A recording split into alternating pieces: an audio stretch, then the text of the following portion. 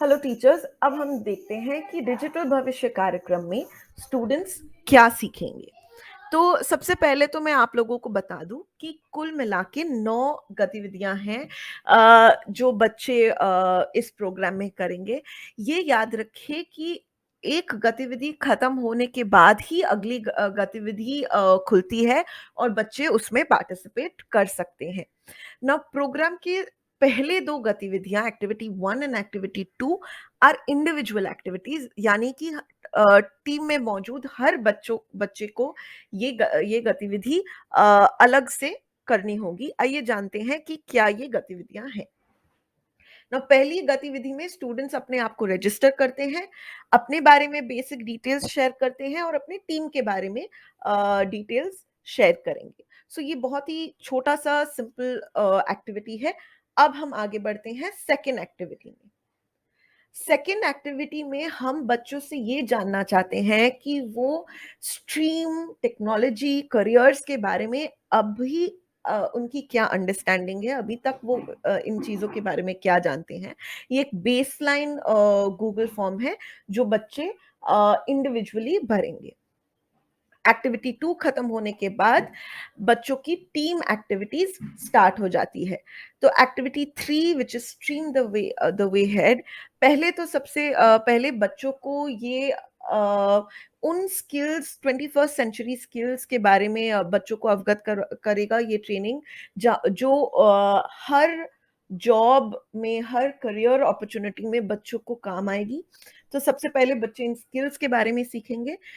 इसको सीखने के बाद एक बहुत ही मज़ेदार परिस्थिति हम बच्चों के साथ शेयर करते हैं गूगल फॉर्म के द्वारा, और बच्चों को इस कठिन और मज़ेदार परिस्थिति का हल खोजना होगा using the skills that they have learned in this particular training. After this activity gets completed, we move on to the next activity, which is technology and its importance. Now, इस एक्टिविटी में students technology किस तरह अन्य अन्य अन्य क्षेत्र, विभिन्न क्षेत्रों में टेक्नोलॉजी का उपयोग किया जा रहा है, इसके बारे में वो सीखते हैं। गतिविधि में छात्र एक मज़ेदार क्विज में भी पार्टिसिपेट करेंगे। उसके बाद बच्चों को हम एक ऐसा अपॉर्चुनिटी देते हैं जहाँ पे बच्चे अपने आसपास किसी भी एक ऐसी नौकरी को के बारे में बताएंगे जहाँ पे टेक्नोलॉजी अभी यूज नहीं की जा रही है पर यूज की जा सकती है। तो ये एक छोटा सा ग्रुप एक्टिविटी है। Once children finish this group activity, which is activity number 4, they move on to learning about careers. यहाँ बच्चों को विभिन्न दिलचस्प करियर्स के बारे में हम अवगत कराएंगे, और इन इन करियर्स में किन स्किल्स की रिक्वायरमेंट रहती है, बच्चे ये भी सीखेंगे और फिर उन्हीं करियर्स के बारे में एक छोटा सा क्विज में पार्टिसिपेट करेंगे।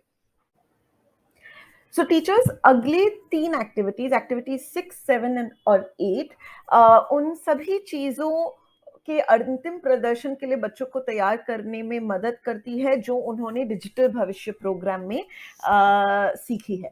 यहाँ छात्रों को उन प्रोजेक्ट से परिचित कराया जाता है जिन्हें उनकी उम्र के छात्रों ने दुनिया के सामने आने वाली चुनौतियों का हल करने के लिए डिजाइन किया है। बच्चे उन प्रोजेक्ट्स को देखते हैं, इन प्रोजेक्ट्स से कुछ ना कुछ सीखते हैं। इसके बाद छात्रों को अपने समुदाय की एक समस्या के बारे में सोचने के लिए मजबूर किया जाता है जिसे वे हल करना चाहते हैं। तो ये हमारा एक्टिविटी 6 है।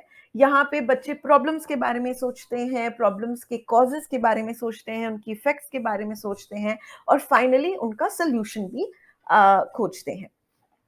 अब हम देखते हैं एक्टिविटी 7 में क्या करते हैं। एक्टिविटी 7 में बच्चे कम्युनिकेशन स्किल्स, को यूज करना और को डेवलप करना सीखते हैं by using the digital tool which is Microsoft power point. यहाँ पे हम बच्चों को प्रेजेंटेशन देना कैसे प्रिपेयर करते हैं ये सिखाते हैं, और बच्चों को एक छोटा सा पीपीटी बना के हमारे साथ शेयर करना होगा। बच्चे अगर पीपीटी नहीं बना पा रहे हैं किसी कारण से, तो वो एक चार्ट या पोस्टर भी बना के हमारे साथ शेयर कर सकते हैं। सो ये था हमारा activity 7। This activity is based on the problem that they have found, that they want to find the solution of in activity number 6.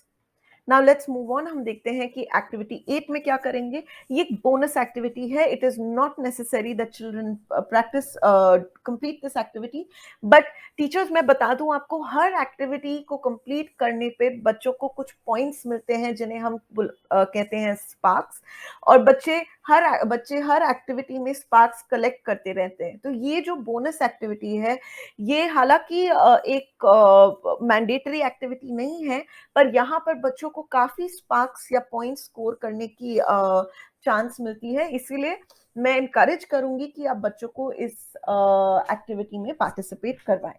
तो यहाँ पर बच्चे जो प्रॉब्लम आइडेंटिफाई किया है बच्चों ने, और जिसका सोल्यूशन खोजा है बच्चों ने, उसके बारे में हमारे साथ एक वीडियो के माध्यम से शेयर करते हैं।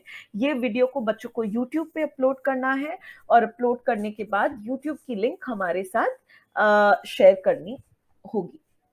फाइनल एक्टिविटी इज एक्टिविटी 9, जहां पे बच्चों से हम कई सवाल करते हैं टू अंडरस्टैंड कि उन्होंने क्या सीखा है प्रोग्राम में, और क्या चीजें ऐसी उनको प्रोग्राम में अच्छी लगी जिनको जिनमें उन्हें वैल्यू दिखा। ये एक फाइनल एक छोटा सा गूगल फॉर्म है जो बच्चे इस एक्टिविटी में भरते हैं। तो ये रही हमारे सारी 9 एक्टिविटीज जो बच्चे इस प्रोग्राम में करेंगे। जैसे मैंने कहा, कुछ चीजों का हमें ध्यान रखना होगा। सबसे पहले activity 1 and 2 are individual activities. Team के हर बच्चों को इस एक्टिविटी में पार्टिसिपेट करना है। Activity 3, 4, 5, 6 and 7, 8 are group activities. Activity 9 again is a individual activity. हर एक्टिविटी में बच्चों को स्पार्क्स मिलता है। बच्चे जो प्रोजेक्ट सबमिट कर रहे हैं, वीडियो सबमिट कर रहे हैं, उसको हम प्रेजेंट करते हैं हमारे चॉकलेट वॉल पे, और बहुत अगर हमें प्रेजेंटेशन बच्चों को अच्छा लगा, उसे हम हमारे YouTube में भी अपलोड करेंगे। Thank you very much.